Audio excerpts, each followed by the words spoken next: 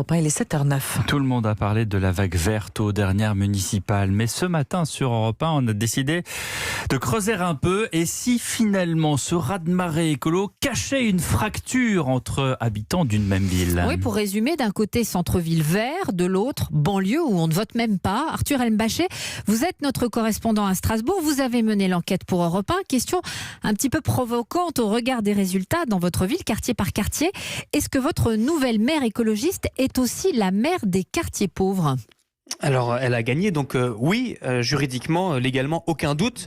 Mais l'analyse des résultats bureau par bureau, Hélène, laisse pantois. Petit 1, l'écologiste Jeanne Barséguian, donc écrase tout dans l'hypercentre et dans les quartiers branchés. Canton numéro 1, elle gagne dans 100% des bureaux de vote. Petit 2, c'est au même endroit que ça a le plus voté. Canton numéro 1, abstention à 53% seulement. C'est 10 points de moins que la moyenne à Strasbourg. Petit 3, la vague verte s'arrête à l'entrée des banlieues où vous avez parallèlement une abstention énorme, plus de 87% dans un bureau du Neuhof, 85% dans un autre à Haute-Pierre. Résultat, promenez-vous dans les cités de Haute-Pierre avec une photo de la nouvelle première magistrate, ça donne ça.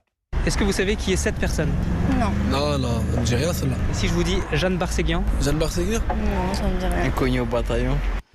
Une inconnue au bataillon élue par 42% des votants, mais par 15% des électeurs, seulement 15% des gens inscrits sur les listes électorales à Strasbourg. Donc ça c'est le constat, Arthur, mais c'est l'inquiétude pour la suite ? Alors, je vous donne un exemple. Jeanne Barséguian était la seule des candidats ici à Strasbourg à défendre la fin du diesel dès 2025. Retour en bas des barres d'immeubles à Haute-Pierre.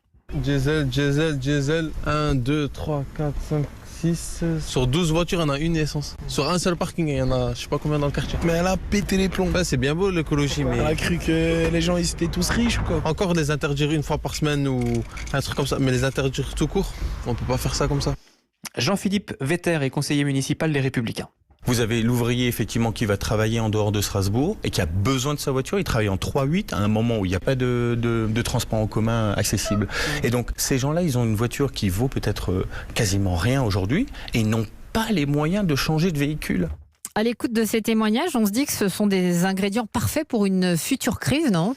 Alors sur ce sujet, écoutez l'ancienne maire de Strasbourg, l'ancienne maire socialiste et candidate malheureuse cette année, Catherine Trottmann. J'ai rencontré beaucoup de gens dans les quartiers et beaucoup m'ont dit la volonté d'être dans la rue et que ça serait violent si ce choix se faisait contre eux. Et donc c'est grave parce que on a eu les gilets jaunes et les gilets jaunes étaient déjà une expression d'un malaise social des couches moyennes basses de la population. Et là, si on regarde l'avenir, on peut avoir un problème plus grave de tension. Dans le programme écologiste pour accompagner l'interdiction du diesel, il est question d'une prime, de subvention pour s'acheter un vélo et d'un projet pas tellement détaillé de RER à l'échelle de la métropole. Enquête Europe 1 signée Arthur Elmbachet en direct de Strasbourg. Merci Arthur. Et Jeanne Barséguian sera sur Europe 1 tout à l'heure à 7h40.